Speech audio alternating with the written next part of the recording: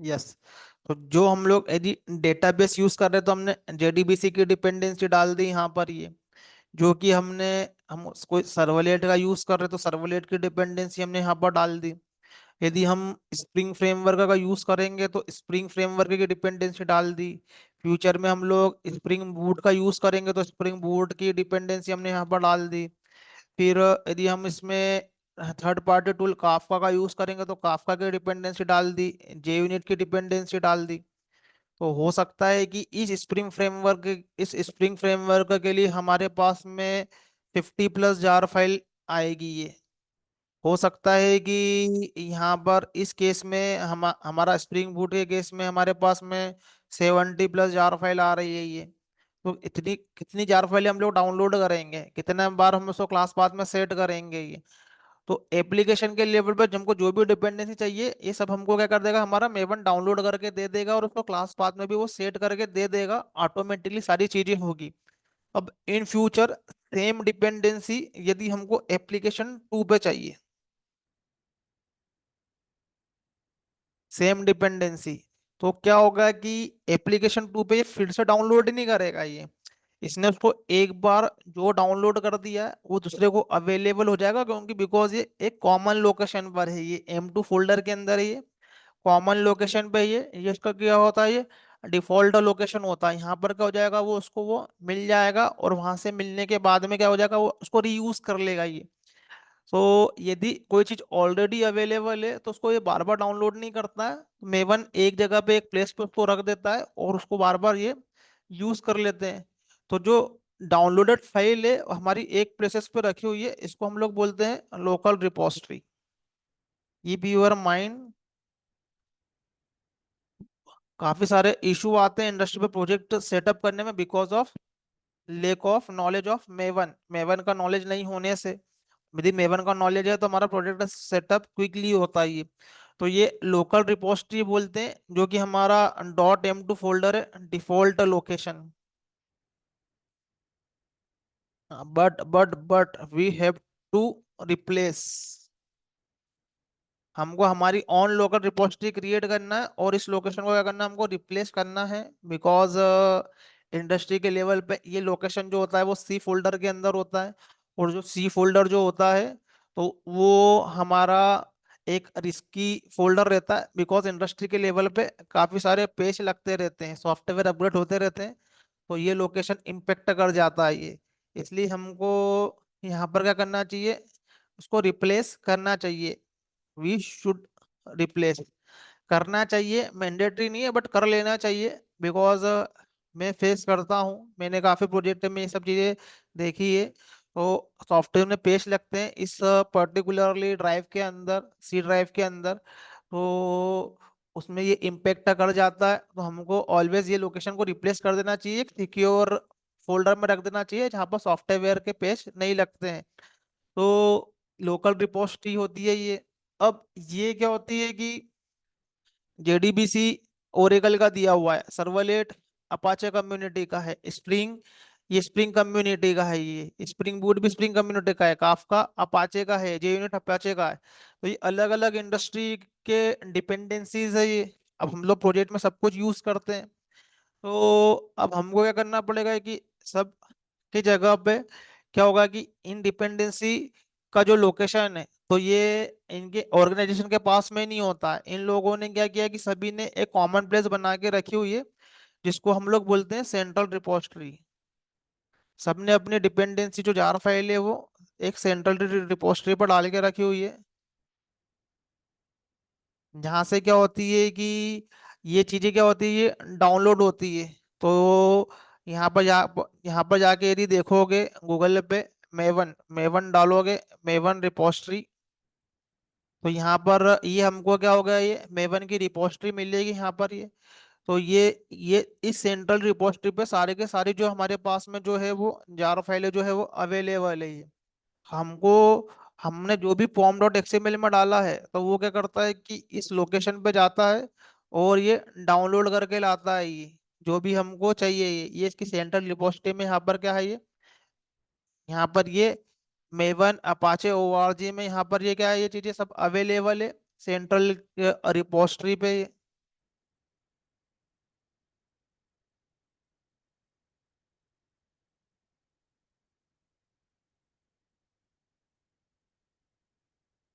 ये सब चीजें यहाँ पर के हमारे पास में ये अवेलेबल है ये मेवन की रिपोजिटरी में इंटरनली। तो इंटरनली यहाँ पर क्या होगा कि ये इसको वहां से एक सेंट्रल रिपोजिटरी से लेकर आ जाता है ये। तो एक होती है लोकल रिपोजिटरी जो कि हमारे लोकल के अंदर सारी की सारी डिपेंडेंसी को रखती है। और एक होती है हमारे पास में सेंट्रल रिपोजिटरी जो कि क्या होती है कि जहाँ से सारी सारी चीजें डाउनलोड होती है।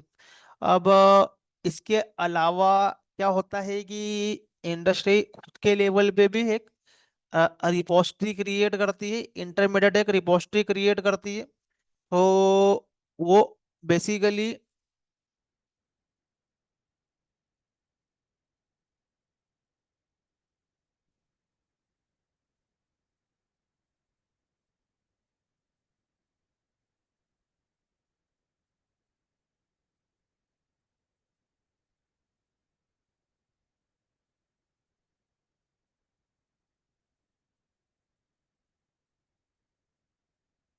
Remote repository, central repository. तो क्या होता है कि यहाँ पर कुछ इंडस्ट्री जो है वो हमको आउटसाइड द नेटवर्क कुछ डाउनलोड करने का परमिशन नहीं देगी because of some security reason.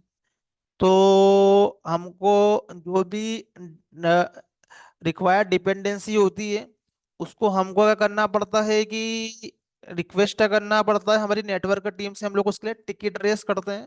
तो जो भी रिक्वायर्ड डिपेंडेंसी है वो क्या होती है कि एक लोकेशन पे हमारे लिए डाउनलोड हो जाती है, इंडस्ट्री की एक रिपोजिटरी में डाउनलोड हो जाती है ये। तो वहां से हम लोग क्या करते हैं कि उस लोकेशन से हम लोग उसको डाउनलोड करते तो हमारे लोकल में अवेलेबल हो जाएगी। हम लोग डायरेक्ट नेटवर्क के बाहर मेवन की रिपोजिटरी पे हमको एक्सेसिबिलिटी नहीं रहती है।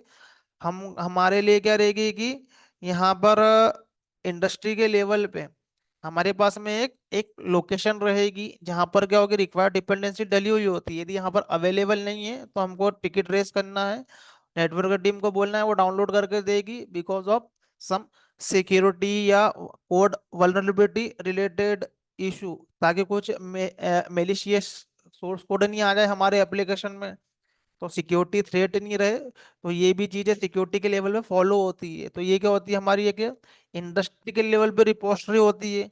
तो हमारे लोकल जो रिपोजिटरी है जो, तो वो डाउनलोड करके सेंट्रल रिपोजिटरी की वजह वो कहाँ से लाएगी, हमारी रिमोट रिपोजिटरी से लाएगी जो कि इंडस्ट्री के लेवल पे होती है ये। तो यहाँ पर वो लाइब्रेरीज पहले से अवेलेबल है जो कि रिक्वायर्ड है। यदि अवेलेबल नहीं है तो हमको नेटवर्क टीम को बोलना पड़ेगा, वो रिक्वायर्ड करवा के हमको रिमोट रिपोजिटरी में डालेगी। तब हमको क्या मिलेगी, ये लोकल रिपोजिटरी में अवेलेबल होगी। ये डिपेंड करता है इंडस्ट्री पे, but most of the industry पे मैंने देखा है कि सबको मेवन का एक्सेस होता ही है, सेंट्रल रिपोजिटरी का है। तो ऐसा कोई प्रॉब्लम नहीं है। तो ये सेंट्रल रिपोजिटरी से उठा के रिमोट में भी डाल देती है और लोकल में भी लेकर आ जाती है। ये सब कॉन्फ़िगरेबल पार्ट है ये। तो काफी सारे हमारे पास में हमको फैसिलिटी मिलती है यदि हम लोग मेवन का यूज करते हैं। तो जब हमारे पास में बड़े प्रोजेक्ट होते हैं, मल्टी मॉड्यूल प्रोजेक्ट होते हैं, तो उस केस में बहुत सारी डिपेंडेंसी लगती है और हर डिपेंडेंसी अलग अलग वर्जन की होती है। कुछ जावा के इस वर्जन से कॉम्पेटेबल है, कुछ उस वर्जन से कॉम्पेटेबल है, कॉम्पेटेबिलिटी इशू आते हैं काफी सारे ये। तो इन सबको रिजॉल्व करते हुए मेवन का जो टूल है वो हमारे लिए डिपेंडेंसी डाउनलोड भी करता है और हमको प्रोजेक्ट सेटअप भी करके देता है। तो ये हमारा क्या होगा, ये सर्वलेट का प्रोग्राम है ये फ्लिपकार्ट वाला। और ये जो हमारे पास में है वो एक नॉर्मल तरीके का ये एप्लीकेशन है। तो अब हम लोग आगे जो प्रोजेक्ट क्रिएट करेंगे वो with the help of maven करेंगे, और मेवन की हेल्प से हमको काफी सारी चीजें जो होगी वो हमको एज ए काफी हमारी मेवन जो होगा वो हेल्प करेगा हमारे प्रोजेक्ट को क्रिएट करने में। तो बेसिकली ये जो हमारा जो टूल है, तो इस टूल के अंदर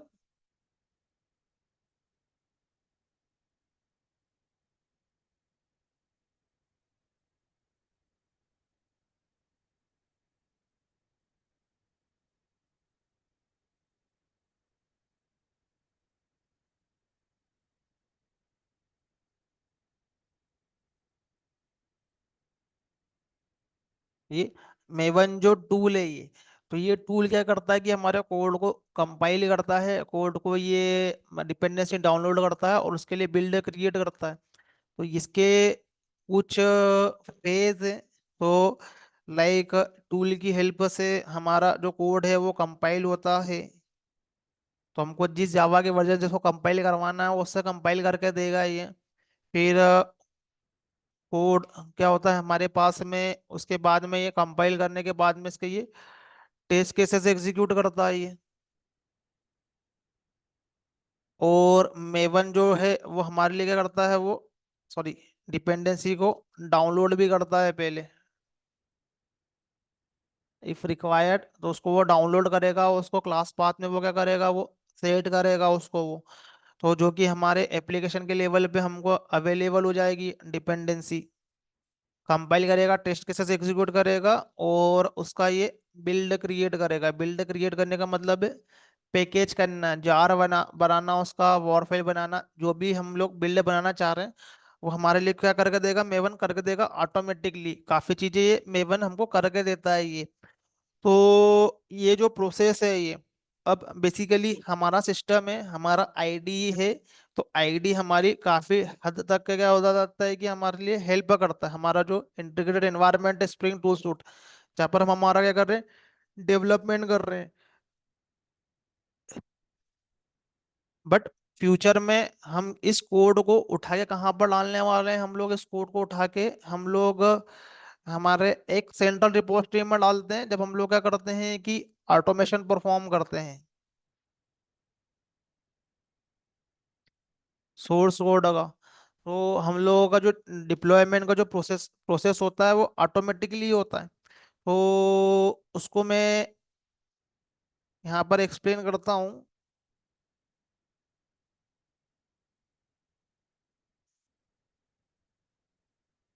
तो हम यहाँ पर जो हमारी डेवलपमेंट की टीम है, तो हम एज ए डेवलपर काम कर रहे हैं। तो as a beginner, as a learner, अभी तुम मेवन का जैसे यूज़ करोगे तो खुद के सिस्टम पे यूज़ करोगे उसको ही। तो हमारी इंडस्ट्री के लेवल पे हमारी क्या है, ये डेवलपमेंट की टीम है ये। तो अब हम हमारा क्या कर रहे हैं यहाँ पर पर्सनल सिस्टम पे, हम यहाँ पर हमारा सोर्स कोड राइट कर रहे हैं। हमारा ये क्या है, ये पर्सनल सिस्टम है जहाँ पर हम हमारा क्या कर रहे हैं, सोर्स कोड राइट कर रहे हैं।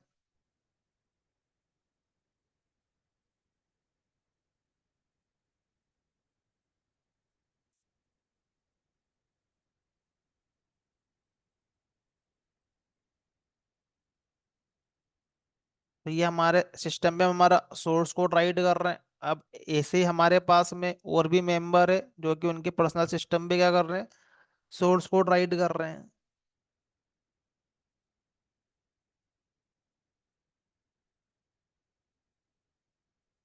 ये हमारी क्या एंटायर डेव टीम है जो कि क्या कर रही है, सोर्स कोड राइट कर रही है। तो ये हमारी क्या है, ये डेव टीम है जो कि सोर्स कोड राइट कर रही है ये। तो हमारे सिस्टम पे हमारे पास में आईडी अवेलेबल है। तो ये हमारा खुद का आईडी ये है।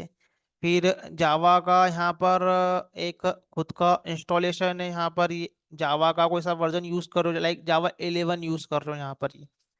फिर खुद के लेवल पे ही हमारा एक टॉम कैट का इंस्टॉलेशन है, so that we are doing on testing. तो टॉम कैट का हमारे पास में सर्वर है। यदि हमारा एप्लीकेशन का टाइप यदि क्या है हमारे पास में वेब एप्लीकेशन है। अब सपोज तुम टॉम कैट 10 यूज कर रहे हो जो कि उस एप्लीकेशन को चलाएगा, जावा का 11 वर्जन ही चलेगा, आईडी का यूज कर रहे हैं। और आईडी हमारी वाइल डेवलपमेंट काफी सारी चीज हेल्प कर रहा है, लाइक हमारे लिए कंपाइलेशन करके दे रहा है ये। फिर इंटरनली टॉमकेट से भी इंटीग्रेट हो रहा है ये। और ये डिप्लॉयमेंट कर रहा है बिकॉज वी आर डेवलपर। तो लोकल मशीन में तो एवरीथिंग हमारे पास में सब जो है वो सही चल रहा है बिकॉज हमारे पास में ये सब सेटअप है ये। तो सभी के पास में ये सेटअप है। तो तुमको जैसे ही कोई इंडस्ट्री को ज्वाइन करना है तो अपने लोकल सिस्टम पे सब सेटअप करना ही पड़ेगा ये डेवलपमेंट के लिए।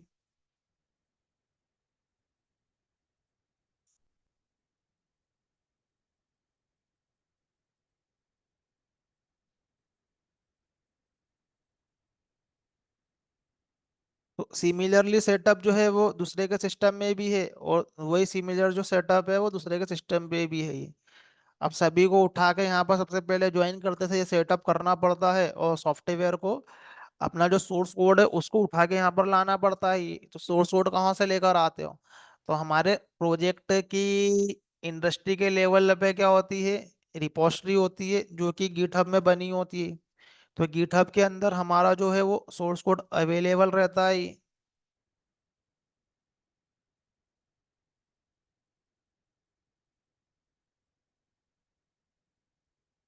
तो इस पर्टिकुलरली टूल को भी हमको लर्न करना पड़ेगा, कैसे हम लोग गिट से इंटरेक्ट करते हैं। तो इस पर्टिकुलरली टूल से इंटरेक्ट होने के लिए भी हमारे जो सिस्टम के अंदर हमारे पास में क्या, गिट का सॉफ्टवेयर होना चाहिए ये। तो यहाँ भी सब सारे डेवलपर के पास में ये गिट का सॉफ्टवेयर होना चाहिए ये। तो जैसे ही इंडस्ट्री ज्वाइन करते हो तो वैसे ही हमारे सिस्टम में हमको एक लिस्ट मिलता है हमारे लीड की तरफ से कि ये पर्टिकुलर सेटअप है, कर लो, और इसी वर्जन का करना है। हमारे जो प्रोजेक्ट सपोर्ट करेंगे वो इसी वर्जन पे करेंगे, सबका वर्जन फिक्स है। अपने सिस्टम पे गिट का इंस्टॉलेशन करना है, अपने सिस्टम पे आईडी होना चाहिए, अपने सिस्टम पे लोकल सिस्टम पे मेवन का इंस्टॉलेशन करना है, तो यहाँ पर हमारे पास में मेवन भी चाहिए, उसी वर्जन का चाहिए जो बताएंगे ये, नहीं तो वो कॉम्पेटिबिलिटी इशू आते हैं, क्योंकि अलग अलग वर्जन में सॉफ्टवेयर काम करते हैं और किसी में नहीं करते हैं बिकॉज ऑफ डिपेंडेंसी। तो ये हमारे पास में ये लोकल लेवल पे मेवन का टूल अवेलेबल है। तो मेवन का जो टूल है वो डिपेंडेंसी को रिजोल्यूशन कर रहा है। जावा का जो है जिसके हेल्प से हम लोग क्या कर रहे हैं कि हमारा डेवलपमेंट कर रहे हैं, टॉमकेट है लोकली। हमारा वेब एप्लीकेशन का जो टाइप है वो वेब एप्लीकेशन है, तो हमको टॉमकेट सर्वर चाहिए। आईडी जो है हमारी हेल्प कर रहा है सोर्स कोड को राइट करने के लिए ये। तो सेट ऑफ टूल्स देखो, मेवन, गिट और आईडी और जावा, टॉमकेट, इतने सब सिस्टम लोकल लेवल पे इंस्टॉलेशन करना पड़ेंगे। फिर कभी लोकल डेटाबेस की यदि डिमांड है, लोकली यदि डेटाबेस की यदि डिमांड है तो लोकल लेवल में हमको डीबी भी इंस्टॉलेशन करना पड़ता है। तो ये ओरेकल को लोकली इंस्टॉलेशन करो, सबको अपने अपने मशीन पे इंस्टॉलेशन करना है।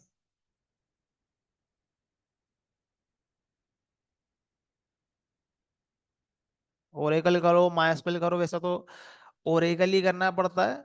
और अब ये हमारा क्या हो गया, ये लोकल सेटअप हो गया। ये अब देखो लोकल सेटअप करने में सबको अपने मशीन पे कितने सॉफ्टवेयर का इंस्टॉलेशन करना पड़ रहा है।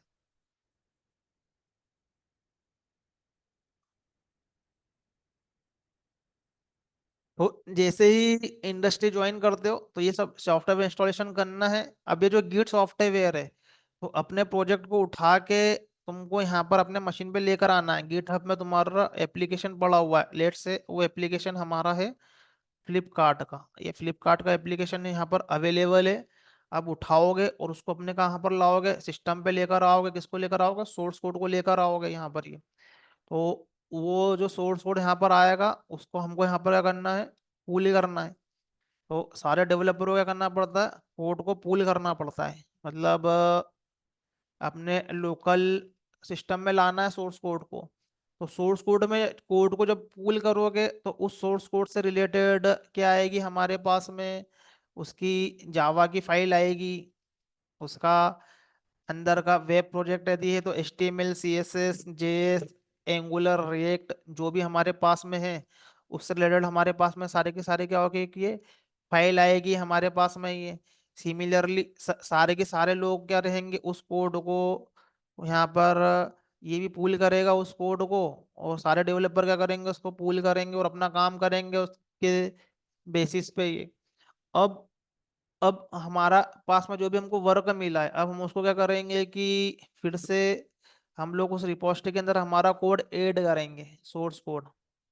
तो उसको हम लोग क्या बोलते हैं, कोड को पुश करना। हाई लेवल ही बोले तो ये। तो पुश पुल कैसे काम करते हैं ये हमको अभी देखना है, ये जब हम लोग गिट टूल के बारे में बात करेंगे ही। तो अपना सिस्टम है तो सारे सॉफ्टवेयर इंस्टॉलेशन है, कोड को डाल रहे हैं, कोड को यहाँ पर ये कर रहे हैं। बट गिट पे हमने हमारे कोड को डाल दिया, तो ये अवेलेबल कैसे होगा हमारा कोड टेस्टिंग के लिए ये आगे क्लाइंट को। तो यहाँ पर हमको आगे मशीन पे क्या सेटअप करना है, एक सर्वर,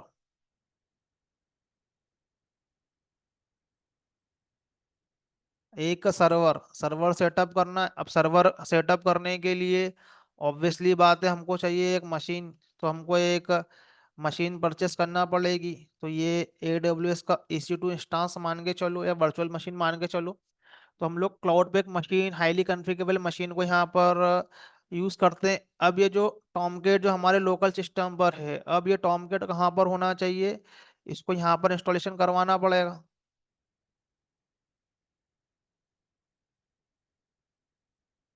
तो टॉमकेट जब भी काम करेगा जब वो उस मशीन के ऊपर जावा इंस्टॉलेशन हो। तो जावा का इंस्टॉलेशन वहाँ पर चाहिए।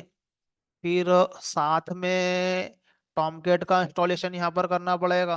तो टॉमकेट का इंस्टॉलेशन करने यहाँ पर टॉमकेट को इंस्टॉलेशन करो। फिर इस मशीन पे भी क्या चाहिए, मेवन चाहिए। तो मेवन का भी इंस्टॉलेशन यहाँ पर करना पड़ेगा ये। फिर उस मशीन के ऊपर हमको गिट भी चाहिए। तो सॉरी, गिट का इंस्टॉलेशन नहीं चाहिए हमको, जस्ट मेवन का भी नहीं चाहिए, बिकॉज हमारा टॉमकेट सर्वर ही है। तो हमको यहाँ पर बिल्ड पहुंचाना है ये, तो इस मशीन के ऊपर हमको टॉमकेट सर्वर चाहिए और जावा चाहिए ये। फिर एक हमारे पास में और मशीन है जहाँ पर हमारा डेटाबेस है। तो एक और EC2 का इंस्टांस लो। अभी हम लोग डेटा एक मशीन पे इंस्टॉलेशन कर रहे हैं। अदरवाइज आजकल रेडीमेड डेटाबेस भी अवेलेबल है। उसके ऊपर क्या करो, ये DB को इंस्टॉलेशन करो। यहाँ पर ये ओरेकल का इंस्टॉलेशन है यहाँ पर। देख लो, इतनी मशीनें परचेस करना पड़ेगी। तो ये एक मशीन इसके लिए हो गई, एक मशीन इसके लिए हो गई है। और हमारे पास में इस कोड को हम लोग डायरेक्टर उठा के डाल सकते नहीं है, क्योंकि क्या होता है, कोड का बिल्ड बनता है, वॉर फाइल बनती है। तो बिल्ड बनाने के लिए ये डेवलपर भी क्या कर सकता है कि अपने वॉर फाइल को यहाँ पर डाल सकता है, डायरेक्टली एक्सेस यहाँ पर एक्सेस करके कोई भी डेवलपर डाल सकता है। बट उसको मशीन एक्सेस करना पड़ेगी। तो इस तरीके से यदि हम लोग डालते नहीं है, बिकॉज हमारे पास में हमारा ही कोड है, सबका कोड हमारे पास में नहीं है। फिर हमको हमारा कोड चाहिए, यदि दूसरे का कोड चाहिए तो हमको यहाँ पर पूल करना पड़ता है। जब कोई दूसरा पुश करेगा जब हम उसको पूल कर लेंगे। लेकिन हमको ये अवेलेबल करवाना है ये आगे QA टीम के लिए, UAT के लिए, प्रोडक्शन के लिए। तो हम लोग उसको सेंट्रल रिपोजिटरी में हमने यहाँ पर डाल लिया। अब इस लेवल पे हम यहाँ पर लगाएंगे हमारा दूसरा टूल, CI/CD टूल, जिसका नाम है जेनकिन। तो फिर से एक मशीन हमने वहाँ पर परचेस करी। ये बहुत मैं सस्ता वाला यूज केस बता रहा हूँ, नहीं तो ऑटोमेशन का भी बहुत ज़्यादा ही लेवल हाई है ये। तो यहाँ पर हमने एक मशीन परचेस करी और उस मशीन के ऊपर हमको जेनकिन का टूल इंस्टॉलेशन करना है। तो ऑब्वियसली बात है, जेनकिन का टूल इंस्टॉलेशन करना है तो हमारे पास में क्या है, यहाँ पर जावा चाहिए। तो सिस्टम पे हमको जावा का इंस्टॉलेशन करना पड़ेगा ये। फिर उसके टॉप पर हम यहाँ पर क्या करते हैं कि जेनकिन को इंस्टॉलेशन करते हैं। ये हमारा क्या हो गया, ये जेनकिंस का ये टूल हो गया ये।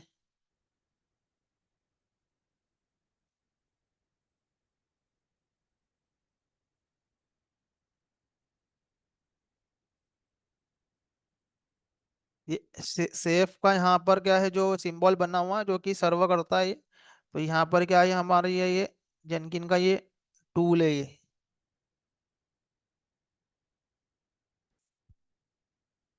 इस लेवल पे।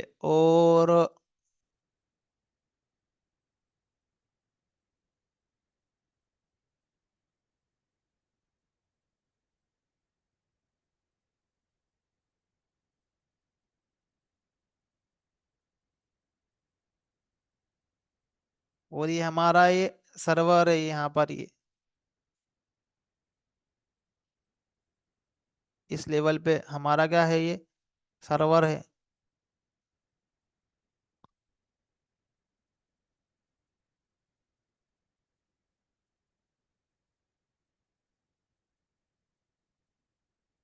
ठीक है। तो बेसिकली जो सर्वर है वो इंटरेक्ट कर लेगा डेटाबेस से कनेक्शन पूलिंग के थ्रू। कनेक्शन पूलिंग को अभी मैं आगे बताऊंगा, मैं जेडीबीसी से कैसे कनेक्शन लेते हैं। कनेक्शन पूलिंग से अभी तक के हमने डायरेक्टली कनेक्शन लिए हैं। तो यहाँ पर ये हमारा क्या है, ये जेनकिन का टूल है। अब जेनकिन के अंदर काफी सारे प्लगइन्स होते हैं। जो भी हमको सीआई सीडी हम लोग परफॉर्म करते हैं सॉफ्टवेयर के लेवल पे, तो काफी सारे हमारे पास में प्लगइन्स होते हैं जेनकिन के लेवल पे। तो इस जेनकिन मशीन के अंदर हमारा एक जेनकिन यहाँ पर अवेलेबल है। जेनकिन का सॉफ्टवेयर हमने इंस्टॉलेशन किया है। हमको यहाँ पर मेवन को भी इंस्टॉलेशन करना पड़ता है। हमको यदि मैन्युअली अपना मेवन को यूज करना है तो अपन मेवन का इंस्टॉलेशन करते हैं। और हम चाहें तो यहाँ पर इसका भी मेवन उठा सकते हैं, इसके प्लगइन वाला भी। बट रिकमेंडेड ये रहता है कि खुद का मेवन इंस्टॉलेशन करो, क्योंकि उसके साथ साथ में काफी सारे कॉन्फ़िगरेशन होते हैं। फिर एक हम लोग एक और मशीन रखते हैं, यहाँ पर क्रिएट कर देता हूँ मैं ये। और उस मशीन के अंदर बेसिकली मशीन रहेगा, नहीं तो उसके अंदर हम लोग को एक रेडीमेडेड सॉफ्टवेयर ही अवेलेबल रहता है गिटहब की तरह, जिसको बोलते हैं हम लोग जे फ्रॉग। जे फ्रॉग।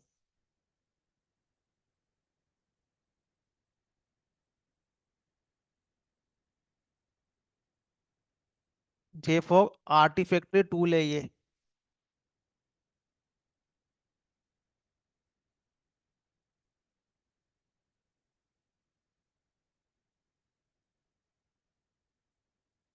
तो यहाँ पर जो जो भी बिल्ड बनते जाते हैं तो वो उसके यहाँ पर भी उसको प्लेस करते रहता है। वो तो क्या होता है कि जेनकिन जो है इस जे फ्रॉग से वो इंटरेक्ट करता है। तो अब क्या होगा, जेनकिन के अंदर हम लोग हमारा पाइपलाइन राइट करते हैं। अब पाइपलाइन राइट करने में क्या होता है कि हम हमारे कोड को यहाँ पर करते हैं पुल द सोर्स कोड।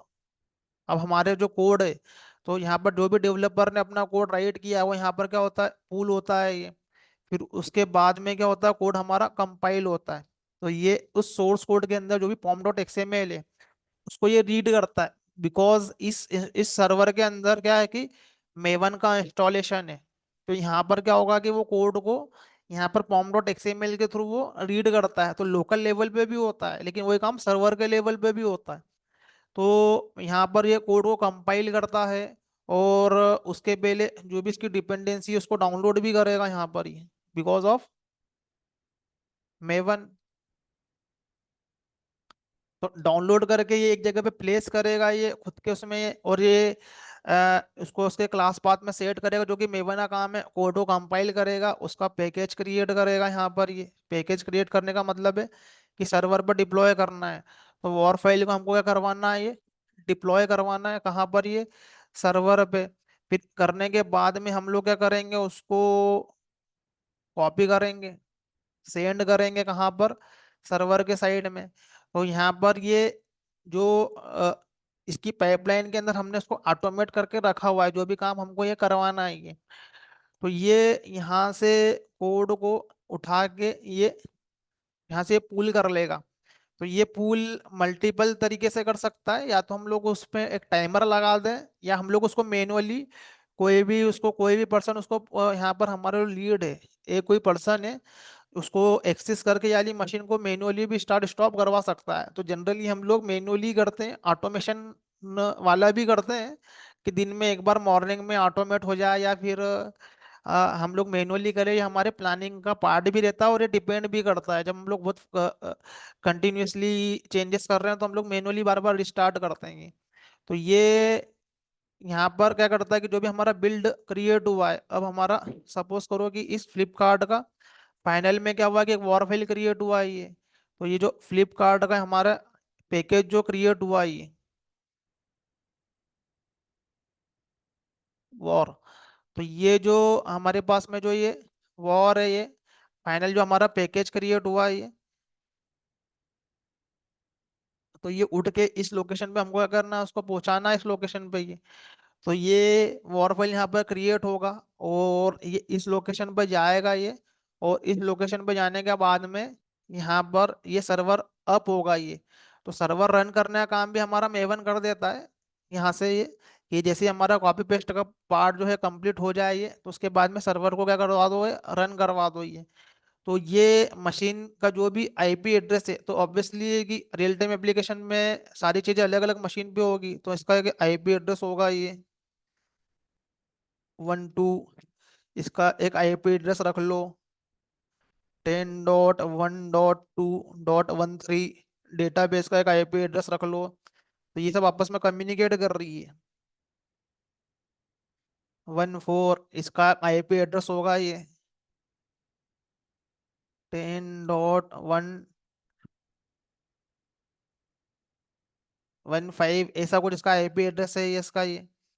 तो यहाँ पर अब ये क्या करता है कि जो भी बिल्डर बनाता है तो उसको यहाँ पर वो रख लेता है वो। ये कम्युनिकेट करता है जे फ्रॉक से ही। अभी जैसे क्या हुआ कि मेरे पास में ये फ्लिपकार्ट का एप्लीकेशन जो है इसका ये बिल्ड बना है ये। तो ये मैंने अभी मेरा जो भी काम है उसकी मैंने डिलीवरी दी यहाँ पर ये। तो ये ऑब्वियसली 1.0 वर्जन का जो मेरे पास में क्या हुआ वॉरफेल जनरेट हुआ ये। तो ये 1.0.0 हमारा रिलीज गया है।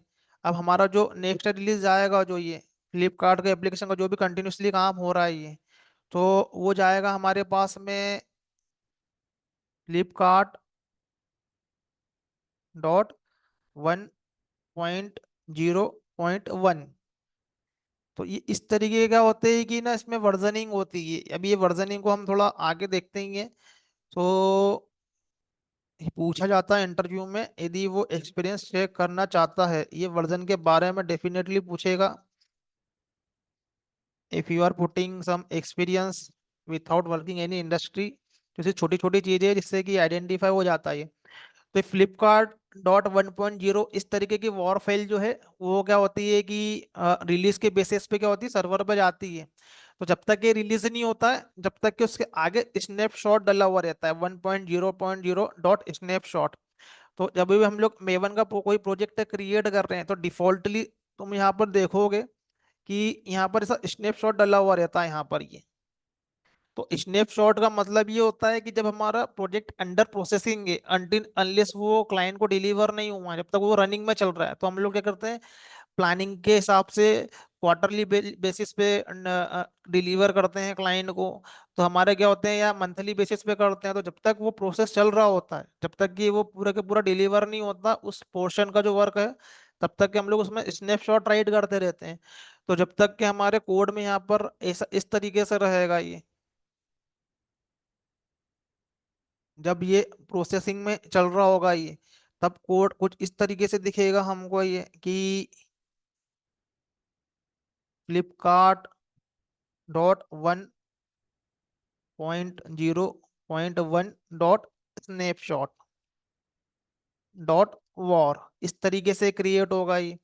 जैसे ही हमारे पास में इसका वर्जन हमारे पास में ये जब ये रिलीज हो जाएगा ये हमारा क्वार्टरली का जो वर्क है वो क्लाइंट को डिलीवर हो जाएगा ये। तो उतना काम जो होगा हमारा ये कन्वर्ट हो जाएगा 1.0.1। अभी नॉर्मल वॉर रहेगा ये, अब ये से हट जाएगा ये। तो ये जितनी भी हिस्ट्री ने क्रिएट किया हुआ जितना भी डिप्लॉयमेंट है ये, तो उसको ये क्या इस जेफ्रॉक की रिपोजिटरी में मैनेज करता है, जितने भी आर्टिफैक्ट ये क्रिएट करता है। बिकॉज कोई चीज ऐसी होती है कि जो वर्क कर रही होती है और नए रिलीज के पास में वर्क नहीं करे, तो एज ए बैकअप हम इस रिपोजिटरी में उसको रखते हैं, जिसको हम लोग बोलते हैं आर्टिफैक्टरी मैनेजमेंट। बहुत सारे अलग अलग जो क्लाइंट होते हैं हमारे सॉफ्टवेयर को यूज कर रहे होते हैं, तो वो अलग अलग वर्जन को यूज कर रहे होते हैं। तो उसके अकॉर्डिंगली हमको क्या करना पड़ता है, यहाँ पर बिल्ड का मैनेजमेंट करना पड़ता है। तो जेफ्रॉग एक रिपोजिटरी है जहाँ पर हम लोग हमारे बिल्ड को रखते हैं। तो धीरे धीरे करके हमको ज्यादा अंडरस्टैंड होगा ये जेफ्रॉग का कैसे काम है। और साथ में इस पर्टिकुलरली प्रोजेक्ट को, सॉरी पर्टिकुलरली डेवलपर ने जो प्रोजेक्ट को यहाँ पर क्या क्या बिल्ड किया हुआ है, तो उससे रिलेटेड जो भी डिपेंडेंसी है, तो मैंने जैसे कि बताया यहाँ पर ये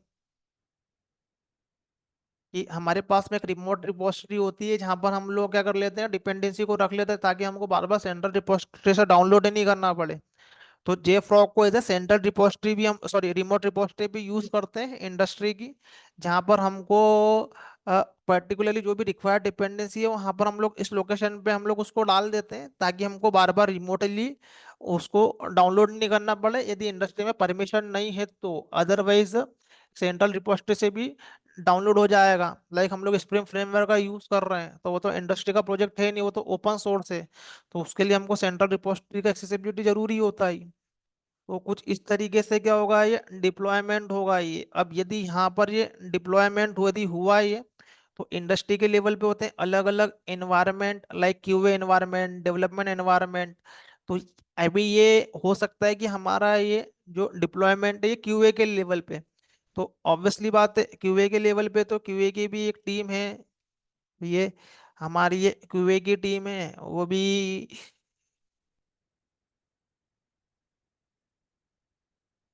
जो जो भी कोर्स अभी जो क्वालिटी एश्योरेंस का करते हैं या टेस्टिंग साइड में भी कर रहे होते हैं ये, तो इसी में ही और भी लोग होंगे जो क्यूए का कोर्स कर रहे होंगे।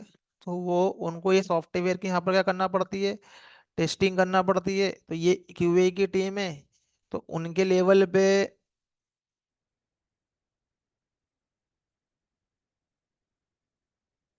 उनके पास में भी उनके पर्सनल सिस्टम है। तो वो क्या कर रहे होते हैं, अपने सिस्टम पे यूआरएल डालेंगे इस सर्वर का, और क्या करेंगे ये, वो लोग अपने टेस्टिंग को परफॉर्म करेंगे यहाँ पर ये। और विद द हेल्प ऑफ अंजीरा सॉफ्टवेयर, वो यदि कुछ इशू आता है तो वो फिर से क्या करेंगे, वो डेवलपरों को असाइन करेंगे। जैसे जैसे उनको कुछ इशू आएगा तो फिर से उनका जो काम है वो क्या होगा, वो डेवलपर्स को जाएगा वो उसके बाद में। यदि इनकी टीम से कुछ होता तो जीरा के थ्रू हम लोग कम्युनिकेट करते हैं, वो तो as a software development life cycle का पार्ट है ये। तो क्यूए की टीम है जो कि हमारे इस सर्वर को एक्सेस करेगी ये। तो हो सकता है कि ये जो हमारे पास में सर्वर है वो यूएस में हो, और हो सकता है कि जो हमारी क्यूए की जो टीम है वो यहाँ पर इंडिया में हो। तो हमको क्या होगा कि यहाँ पर जो होगा, ये लोग फंक्शनल टेस्टिंग परफॉर्म करते हैं। तो ये एप्लीकेशन के लेवल पे फंक्शनल टेस्टिंग होती है, लोड टेस्टिंग होती है, काफी सारी टेस्टिंग होती है। वो क्यूए टीम को पता है, जो क्यूए का कोर्स कर रहे हैं उनको पता होती है। बाकी डेवलपमेंट के लेवल पे हम लोग जो टेस्टिंग करते हैं हमारे कंपोनेंट की, उसको हम लोग बोलते हैं यूनिट टेस्टिंग। तो जे यूनिट की हेल्प से हम लोग यूनिट टेस्टिंग करते हैं, और देखते हैं कि हमारा कोड के अंदर सारे वेलिडेशन प्रॉपर लगे या नहीं लगे, सारे सिनेरियो फॉलो कर रहा है या नहीं कर रहा है। उसके बेस पे हमको इस पर्टिकुलरली जेनकिन के अंदर क्या निकलता है, हमारा कोड कवरेज निकलता है। हमारा जो सोर्स कोड है वो कितनी फंक्शनैलिटी को क्लाइंट की कवर कर रहा है, ये प्रॉपर कर रहा है या नहीं कर रहा है। तो कोड कवरेज निकलता है, हमको उसके लिए यूनिट टेस्ट केसेस राइट करना पड़ते हैं। तो डेवलपमेंट लेवल पे भी टेस्टिंग होती है, बट वो डेवलपर के काम की होती है। लेकिन क्यूए टीम जो है वो एंड टू एंड टेस्टिंग करती है, सारे फ्लो को चला के देखती है। तो एक मॉड्यूल के अंदर 3 डेवलपर्स ने काम किया है, तो हो सकता है उसके अलग अलग फ्लो हो। तो वो सारे के सारे मॉड्यूल को टेस्ट करते हैं, और कुछ इशू आता है तो वो कम्युनिकेट करते हैं। तो सारा के सारा कम्युनिकेशन होता है हमारा जीरा सॉफ्टवेयर की हेल्प से। तो ये इतनी स्टोरी बताने का पर्पस ये था कि जो मेवन का जो यूज है वो लोकली भी यूज होगा, और मेवन का जो यूज है वो जेनकिन के लेवल पे भी होगा। वो जेनकिन सॉफ्टवेयर के लेवल पे भी होगा ये। तो ये काम हम जो लोकली सेटअप में करते हैं वो काम जेनकिन भी करता है अपने इंटरनली ये। तो मेवन उसके अंदर सारे काम को प्रोसेस करता है वो, उस पर्टिकुलरली एप्लीकेशन को चलाने के लिए ये। तो ये जेनकिन ये मेवन का जो सॉफ्टवेयर है इसलिए इम्पोर्टेंट है। अब हम लोग आगे से जो भी प्रोजेक्ट क्रिएट करेंगे वो मेवन के टूल का यूज करके प्रोजेक्ट क्रिएट करेंगे। तो आगे हम देखते हैं नेक्स्ट क्लास में।